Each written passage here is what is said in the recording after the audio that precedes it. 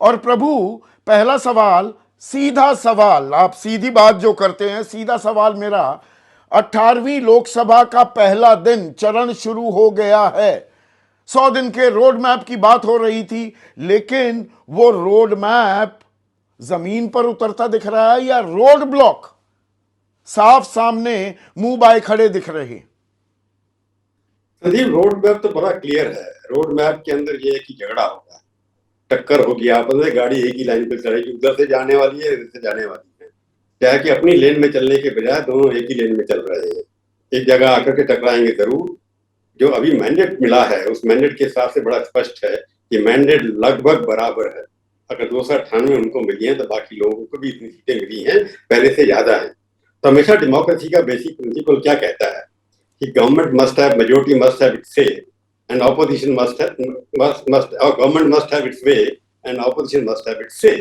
That's a golden principle democracy की। विपक्ष को अपनी बात रखने का मौका मिलना चाहिए और सरकार को अपनी बात पास कराने का तरीका आना चाहिए।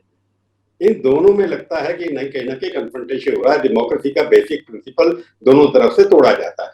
माई वे और हाईवे वाली बात जो चल रही है, परंतु जो आज दिखाई दिया, जो रंग दिख रहे हैं, जो सरकारी पक्ष की ओर से जिस तरह की भाषा बोली जा रही है, मेरे को लगता नहीं है कि सरकारी पक्ष अपने आप को माइनॉरिटी गवर्नमेंट को मान करके चलता है। बीजेपी के लोग पर्टिकुलरली, उनकी भाषा में अभी भी कोई परिवर्तन नहीं हुआ है। वो तो ऐसे ही मान के चल रहे हैं जैसे उनको 400 मिल चुकी है।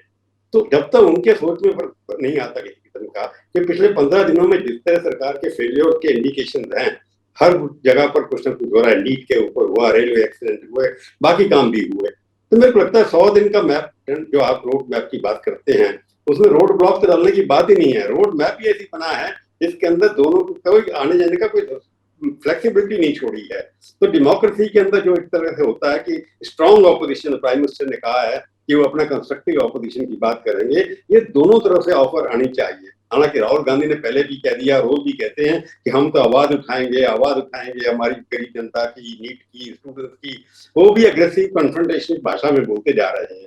तो मेरे को लगता है कि उनके पास नंबर ज्यादा होने की वजह से, और ये बात याद रखिए कि ऑपोजिशन के लोग चुनकर के जो आए हैं, महुआ मतला से लेकर के जो कड़ी मुनीदर लोग देख करके आए हैं, वो बड़ी अग्रेसिव विमेन, जो एक किस्म विमेन का ग्रुप जो है, महिलाओं का ग्रुप ऑपोजिशन के अंदर बहुत अग्रेसिव है।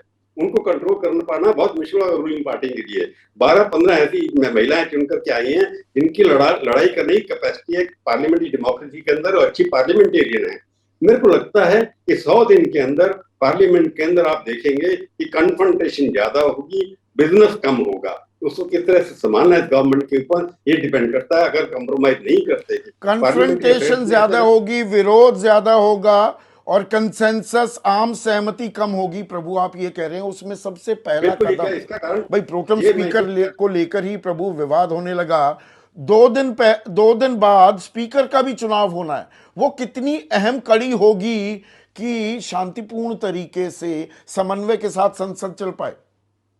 देखो, स्पीकर जी चलाता है हाउस को, और स्पीकर तो रूलिंग पार्टी का हमेशा रहता है। एनडीए में अगर कोई कंसेंसस बन जाता है तो ऑपोजिशन को उसके ऊपर कोई ऑब्जेक्शन नहीं होना चाहिए। परंतु जो खतरनाक बात हुई है कि 2019 से लेकर के 2024 तक डिप्टी स्पीकर इस हाउस के अंदर नहीं रहा, जो इतिहास में कभी नहीं हुआ है। तो डिप्टी स्पीकर हमेशा ऑपोजिशन का आदमी रहता है लगभग। उसके ऊपर जब स्पीकर नहीं होता तो डिप्टी स्पीकर कुछ ना कुछ काम करता है, तो सदन चलाता है, जिसमें ऑपोजिशन कई बार चांस मिल जाता है। इस बार तो बिरला साहब खुद ही बैठ रहे 24 घंटे। जब भी सेशन हुआ, कोई डिप्टी स्पीकर नहीं था। एक पैनल बनाया होता है अध्यक्षों का, उसके अंदर भी बहुत तरह के लोग होते हैं, जिससे सदन नहीं चलता। पर तो डिप्टी स्पीकर न चुनना भी एक इंडिकेशन है कि आप 2019 की जो आपकी पॉलिसी थी, कन्फ्रंटेशन करनी है, ऑपोजिशन को एकोमोडेट नहीं करना है, ये उसकी कंटिन्यूटी है पॉलिसी में। सरकार की कंटिन्यूटी भी है, पॉलिटिक्स की भी कंटिन्यूटी है। सरकार के तेवर की भाषा, सरकार की बाकी और अपोजिशन की भाषा में, दोनों में टकराव की भाषा ज्यादा है, कंसेंसस की भावना बहुत कम है। इसलिए मेरे को लगता है कि ये संसद जब तक बैठ करके दोनों बात नहीं करेंगे, नहीं, सत्ता पक्ष और विपक्ष में टकराव तो जग जाहिर होता है, टकराव तो होगा प्रभु। लेकिन क्या एनडीए खेमे में अब बीजेपी अपने दम पर, अपने बलबूते 272 का आंकड़ा नहीं है उसके पास, तो उसे बैसाखियों की जरूरत है। वो नीतीश कुमार हो या चंद्रबाबू नायडू, तो स्पीकर पद को लेकर विपक्ष बनाम सत्ता पक्ष वो एक लड़ाई है।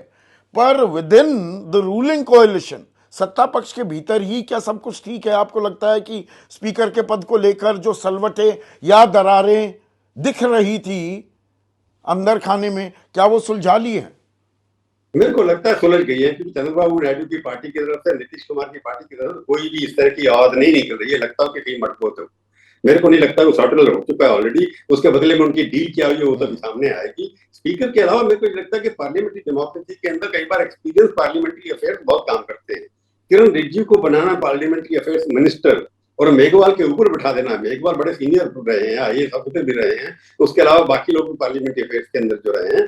किरण रिजिजू वो उस तरह के स्ट्राइकिंग बैलेंस नहीं करते जो प्रमोद महाजन कर सकते थे, या सुषमा स्वराज कर सकती थी, या बूटा सिंह कर सकते थे कांग्रेस के जमाने के अंदर। उस तरह के पार्लियामेंट्री अफेयर्स मिनिस्टर जो रहे थे, जिनका हर पार्टी के अंदर कुछ ना कुछ घुसपैठ होती थी, बातचीत करते थे। हालांकि Arun Jaitley leader of opposition थे, फिर उनकी भी घुसपैठ रूलिंग पार्टी के अंदर होती थी, वो भी करा लेते थे। उस तरह के व्यक्तित्व का आदमी पार्लियामेंट्री अफेयर्स जब आपने एक ऐसा आदमी बना दिया जिसकी अपनी पॉलिटिकल एंटिटी नहीं है, आइडेंटिटी नहीं है, वो अपने किस दम पे किससे बात करेगा। हालांकि खड़गे साहब से मिलने चले गए थे चुनाव जीतने के बाद, परंतु खड़गे उनकी टीम जो है पार्लियामेंट्री अफेयर्स हमेशा कंसेंसस बनाने की कोशिश करता है सबसे बातचीत करने के अंदर। जब आपने पार्लियामेंट्री अफेयर्स की व्यक्ति ऐसा बना दिया जिसके पास पॉलिटिकल मैंडेट हैवी वेट जो पार्टी का नहीं है, उससे स्पष्ट होता है कि सरकार जो है अपने हिसाब से चलाएगी और स्पीकर भी शायद ऐसा चुनेगी जो उनके हिसाब से चलेगा। जैसे स्पीकर को होना चाहिए कि कोई कह रहे थे कि चुनाव, मेरे को लगता है स्पीकर का चुनाव पहले एक बार हुआ था, किसी ने कल चलाया कि कभी नहीं हुआ था, पर मैंने रिसर्च नहीं की है। स्पीकर का चुनाव होगा, मेरे को लगता है अगर कंसेंसस नहीं बनेगा तो अपोजिशन जो बात कर रही है कि वो किसी दलित को खड़ा करके दिखाने की कोशिश करेगी कि ये खुद दलित को हरा दिया गया है, वो चाहते हैं दलित को डिप्टी स्पीकर बनाया जाए, तो ये पार्लियामेंट के अंदर भी वही कार्ड खेला जाएगा। तो मतलब स्पीकर का पेंच अभी अड़ा रहेगा।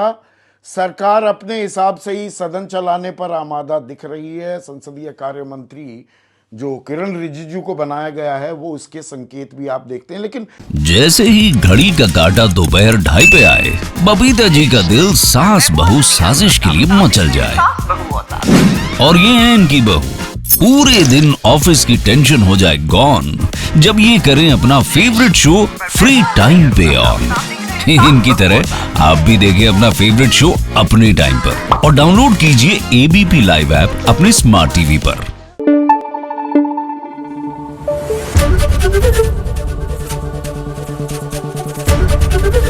एबीपी न्यूज आपको रखे आगे।